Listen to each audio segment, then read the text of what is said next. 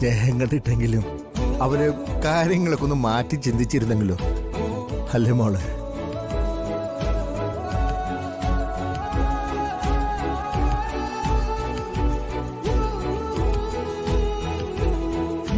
ഞാൻ അങ്ങനെയൊന്നും ചിന്തിക്കുന്നില്ല അമ്മാവ. ഇപ്പോ അവൻ എന്നെ കാണണമെന്ന് പറഞ്ഞു വന്നു. ഇനി അവൻ വാശി പിടിച്ചാലും അവരെ കൊണ്ടുവരണമെന്നില്ല. ഓരോരുത്തർക്കും അവരുടേതായ രീതികളില്ലേ.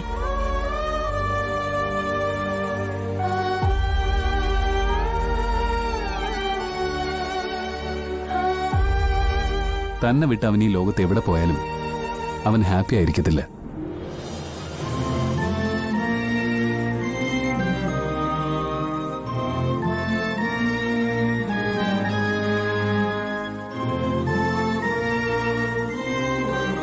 കുഞ്ഞല്ലേ ഹരി, വളർന്നു തുടങ്ങുമ്പോ എല്ലാം പതുക്കെ പതുക്കെ മാറും.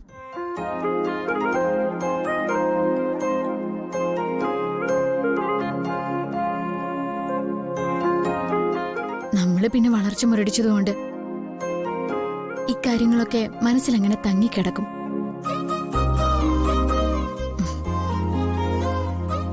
നമ്മൾ ഓർത്ത് കരയും. വലുതാവുമ്പോ അവര് കരയാൻ വേണ്ടി പോലും ഓർക്കില്ല.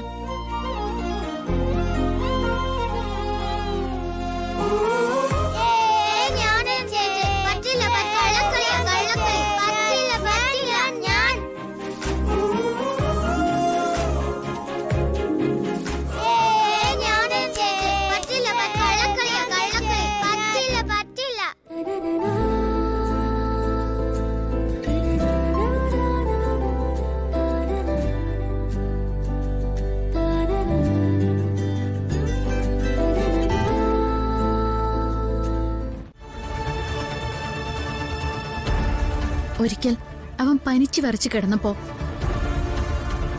കുറച്ചുനേരം ഒന്ന് അവന്റെ അടുത്ത് ഇരിക്കാമോ എന്ന് ഞാൻ ചോദിച്ചു. അപ്പൊ നീ പറഞ്ഞത് ഓർമ്മയുണ്ടോ? എനിക്കതിനെ കണ്ടൂടാന്ന്.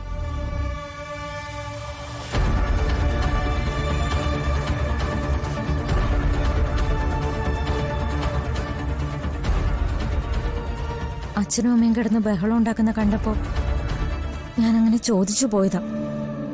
സോറി. നീ സോറി ഒന്നും പറയണ്ട. ആരെന്ത് ബഹളം ഉണ്ടാക്കിയാലും ചോദിക്കുന്നത് ഈ നിത്യേച്ചിയോടെ ആണെന്ന് ഒന്ന് ആലോചിക്കായിരുന്നില്ലേ നിനക്ക്? അതെന്റെ നെഞ്ചില് കുത്തിക്കൊള്ളുന്ന് അറിയായിരുന്നില്ലേ നിനക്ക്? ഒരാളുടെ സന്തോഷം തട്ടിപ്പറിക്കാൻ ഞാൻ ആഗ്രഹിച്ചിട്ടില്ല. വിട്ടുകൊടുക്കാനേ നോക്കിയിട്ടുള്ളൂ. പക്ഷെ നിത്യേച്ചിയുടെ ജീവിതം ഇങ്ങനെയൊക്കെയായിപ്പോയി മോളെ.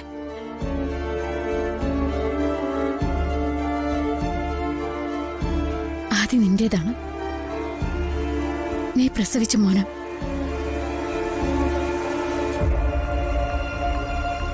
അതിങ്ങനെ 1000 പ്രാവശ്യം പറഞ്ഞ് നിത്യേച്ചി മനസ്സിൽ പതിപ്പിച്ചിട്ടുണ്ട്. പക്ഷെ എന്നാലും ഈ ശീലം എന്നൊക്കെ പറയുന്ന ഒന്നുണ്ടല്ലോ. നിത്യേച്ചിയുടെ ശീലങ്ങളൊക്കെ അവന്റെ കൂടെയല്ലേ. അവനെ കുളിപ്പിച്ചൊരുക്കി, അവന് ഭക്ഷണം കൊടുത്ത്, അവന്റെ കൂടെ ഇരുന്ന് അവന് കഥ പറഞ്ഞുറക്കി. അതല്ലാതെ ഒരു ദിവസം നിത്യേച്ചിയുടെ ജീവിതത്തിൽ കടന്നു പോയിട്ടുണ്ടോ?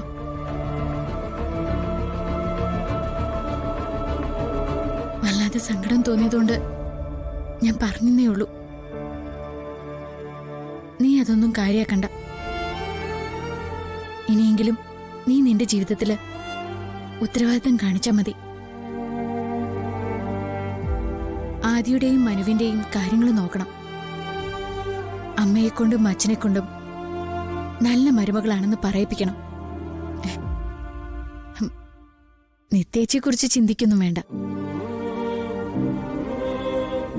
എന്തിനാ വെറുതെ ഒരു ദുരന്തം ഇങ്ങനെ മനസ്സിൽ കൊണ്ട് നടക്കുന്ന? നിത്യേച്ചിയുടെ ജീവിതം തകർത്തെറിഞ്ഞയാള് ഇപ്പൊ ഇത് കേട്ടറിഞ്ഞാലും സന്തോഷിക്കല്ലേ ചെയ്യൂ.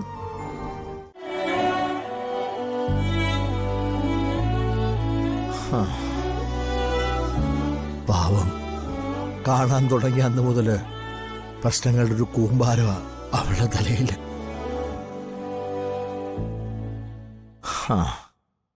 എല്ലാം ഒന്ന് നേരെയാക്കാന്ന് വെച്ചപ്പോ അതിനും അവര് സമ്മതിച്ചില്ല. ആ.